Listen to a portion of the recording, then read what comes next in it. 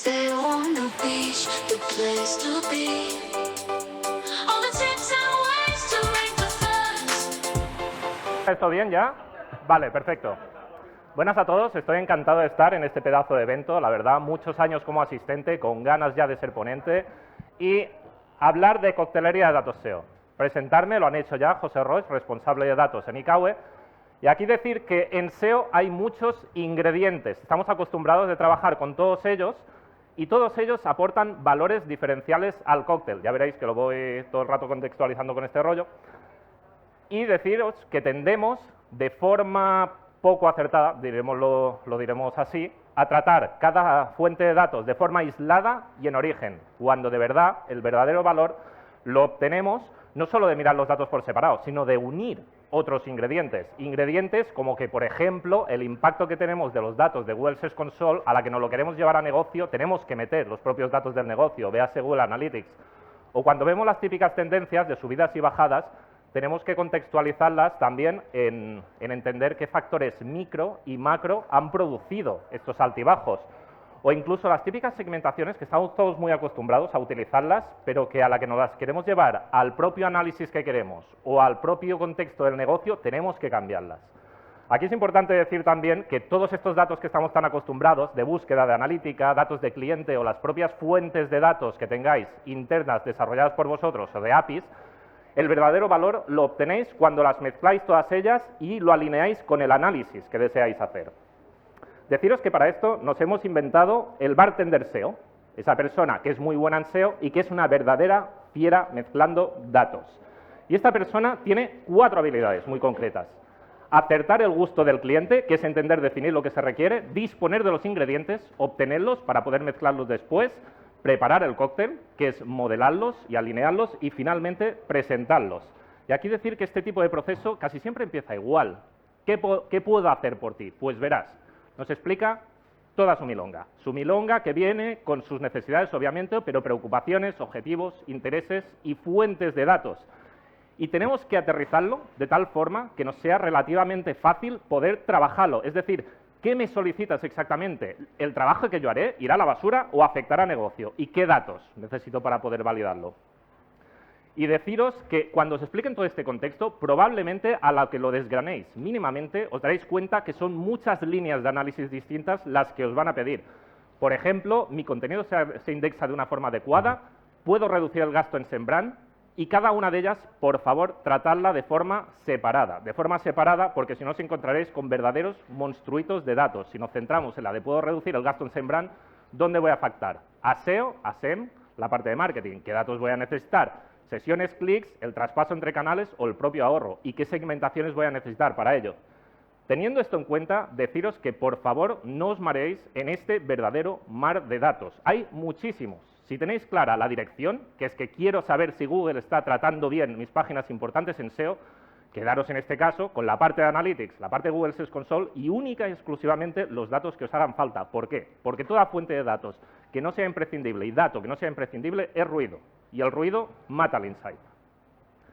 Y decir que una vez que tenemos definidos los datos, tenéis que saber qué ingredientes os van a aportar estos datos exactamente. Y esto no es algo trivial. Aquí es donde viene una parte del problema muchas veces que se nos da a todos nosotros. Por ejemplo, siguiendo con el caso anterior de puedo reducir gasto en SEMrush para intentar vehicularlo desde SEO, hemos definido que necesitamos todos esos datos de ahí. Datos que a veces vamos a tener más fáciles para obtener, como puede ser la parte de Google Search Console Analytics, que casi siempre es como más sencillito tenerlo.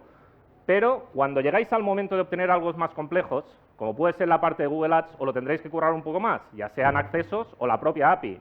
O si queréis saber en este caso lo que está haciendo la competencia con vuestras keywords, probablemente no os quedará otra que tirar de APIs de terceros o de propio código que hayáis desarrollado a medida.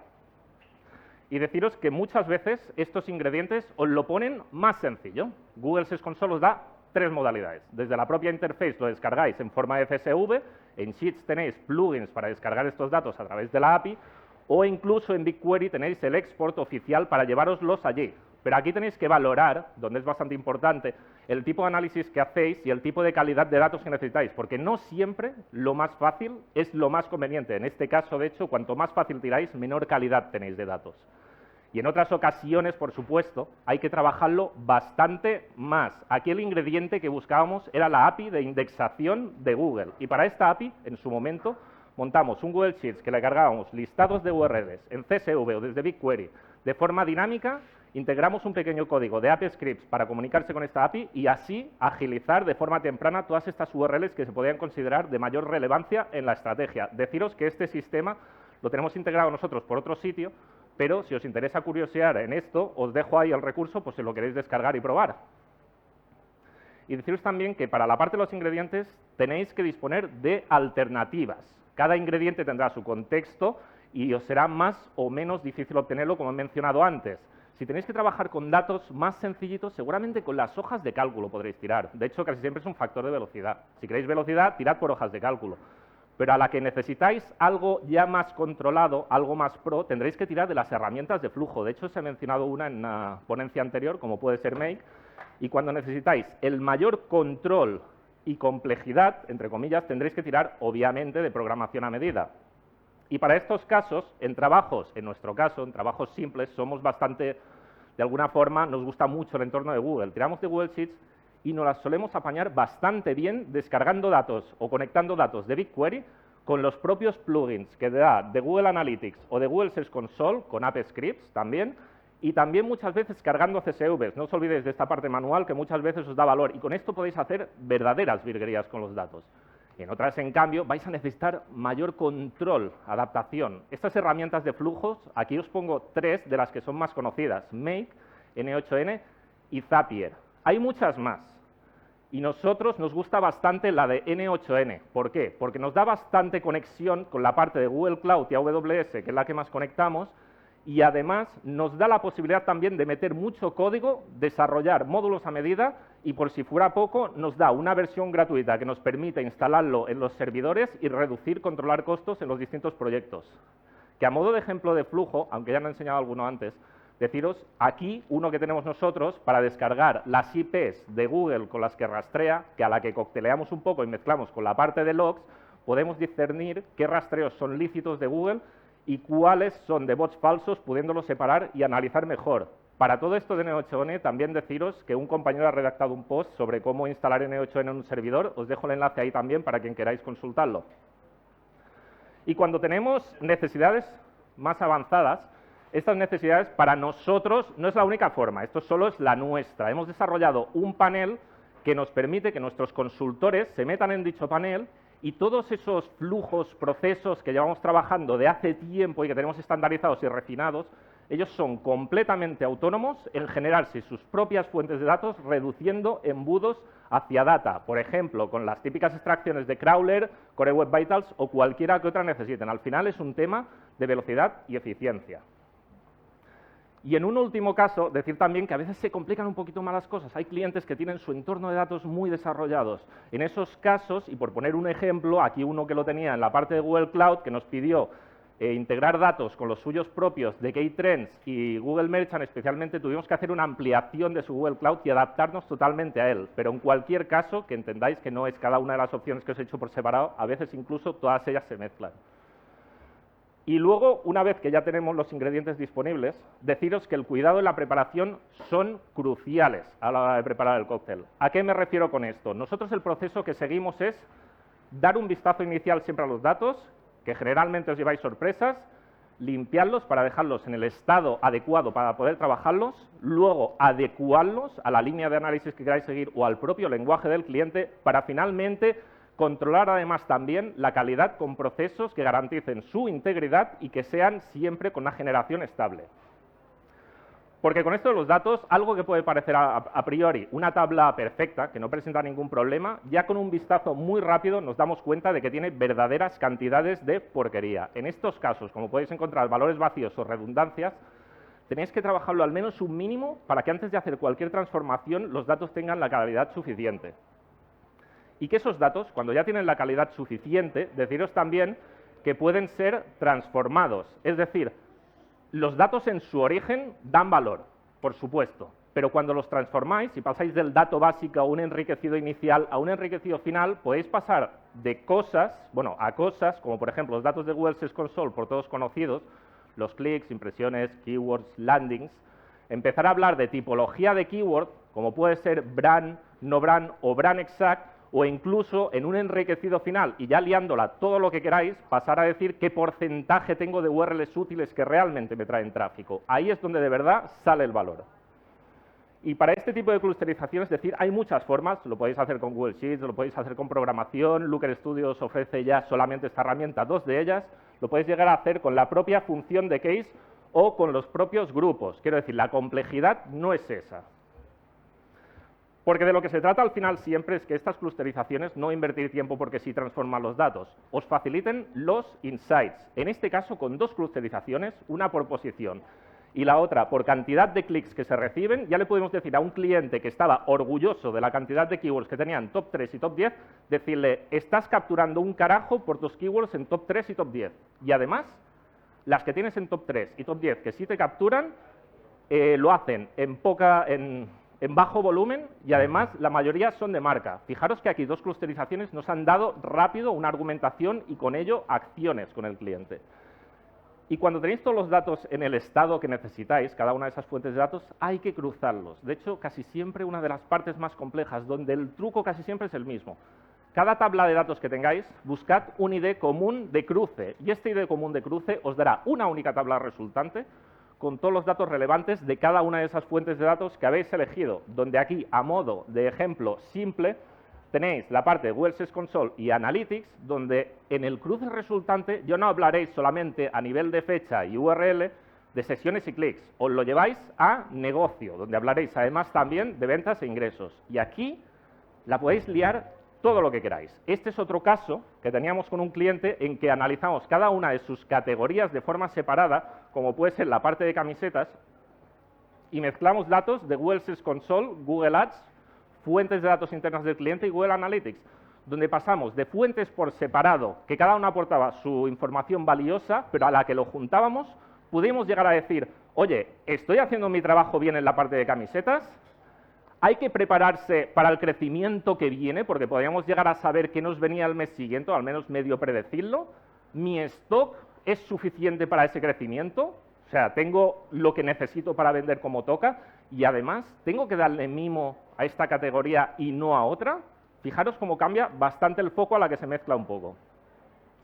Y deciros también que es muy importante que de cada ingrediente busquéis el momento oportuno. Cada uno tiene sus matices. La parte de Google Search Console tarda hasta 3 días en daros el dato. Analytics, en su consolidación relativamente molesta de 24 a 48 horas, más aún si conectáis una app dentro de BigQuery. Y además, si estáis sacando también por API de Google Ads el tráfico de las keywords por mes, os daréis cuenta que es durante la primera mitad de mes y cuando os lo dé. Y poneros las cosas fáciles. Si vais a sacar muchas fuentes de datos, todas estas llevaroslas a un almacén centralizado donde lo pongáis facilito para cruzarlas y modelarlas y conectarlas con cada una de las herramientas de visualización que vayáis a utilizar. Dicho esto, llegamos a tener los datos disponibles en el formato que queremos, incluso sencillos de cara a su conexión con herramientas de visualización. Hay que hacer la presentación y es muy importante también. No le quitéis relevancia a esto. Pero sobre esto de la relevancia, podéis dedicar vuestro esfuerzo a hacer algo bonito o a hacer algo espectacular. Que si algo espectacular realmente significa que sobran ingredientes, que es mala mezcla, que tiene mal sabor y que no cumple con lo esperado, buscad siempre el equilibrio y tirad por algo bonito que tenga lo necesario, que tenga una preparación correcta y que cumpla con lo esperado. Y aquí deciros que de cara a la visualización también tenéis que tener en cuenta que hay muchas formas de expresarlo. Los gráficos para expresar desviación o correlación son muchos. Aquí hay una referencia que os ayudará en ello. Donde la parte importante es que no siempre os tenéis que complicar la vida. En este caso aquí, un cliente simplemente lo que nos pidió es que ayudáramos a justificar mejoras de tiempo de carga de cara a su departamento de IT. Y aquí lo único que hicimos era conectar con la API de Crux, de Core Web Vitals, coger datos de sus PLPs, compararlos con los de su competencia directa y decirle, no estás nada bien, solo esto ya sirvió para mover acciones. Donde también es importante que a veces hay que liarla de verdad en cuanto a la visualización. Esto procede de un crawler que hemos desarrollado para nosotros. Esta visualización no es exclusiva nuestra, otras herramientas la tienen, pero en la parte de los colorines, la parametrización, de hecho esto es un Google Colab, sí que es exclusiva nuestra. Y a base de colores y colorear en verde la profundidad 1 y 2 y la profundidad 3 y 4 en rojo, le podemos decir con toda la tranquilidad del mundo, en profundidad 1 y 2 de esta sección, todos de color de rosa. En la 3 y 4 estás cargado de porquería. Obviamente tuvimos que analizar más, pero ya empezamos a mover muchas acciones en relación a esto. Y luego decir también que hay que facilitar siempre la extracción de insights. Las acciones van previamente definidas por insights. En este caso, el cóctel residía en mezclar datos de Google Merchant y de la propia base de datos del cliente. Donde de Google Merchant lo que le decíamos al cliente en amarillo, le decíamos, oye, lo que más vende de tu competencia son esos productos y lo que tienes tú que más se parece son esos otros. Asegúrate de alimentar tus categorías como toca con los productos que más gustan porque para mí será beneficio de SEO porque convertiremos mejor el tráfico. Y por último, ayudad a controlar estrategias. En este caso había un cliente que publicaba cantidades ingentes de páginas y las estrategias para hacer que Google las tratara de forma temprana eran muchas, pero necesitamos algo para controlarlo. En este caso lo que hacíamos era decir, vale, este es tu ritmo de publicación, este es el ritmo en logs que nosotros detectamos que las detecta Google o que las crawlea, y este es el ritmo en el que Google les está dando rendimiento a base de impresiones y clics. Solo con esto ya podíamos validar si nuestras decisiones, acciones y estrategias eran correctas o no. A todo esto, decir que, bueno, obviamente me he tenido que quedar en la superficie, son pocos minutos. Si queréis profundizar más, por ahí nos tendréis a Iñaki y a mí en nuestra salsa completamente. Y para preguntas que no requieran la cerveza en la mano, y si me la traéis la respondo ahora también, estoy disponible. ¡Bravo, José! Venga, tirar unas pelotitas. Quedan 3 minutitos. ¿Queréis hacer preguntas? ¿Alguien tiene alguna preguntilla? Pues venga, otro aplauso para José. No, tirar una pregunta. Venga, va, una preguntita por aquí, venga. Ahí sí me mato también.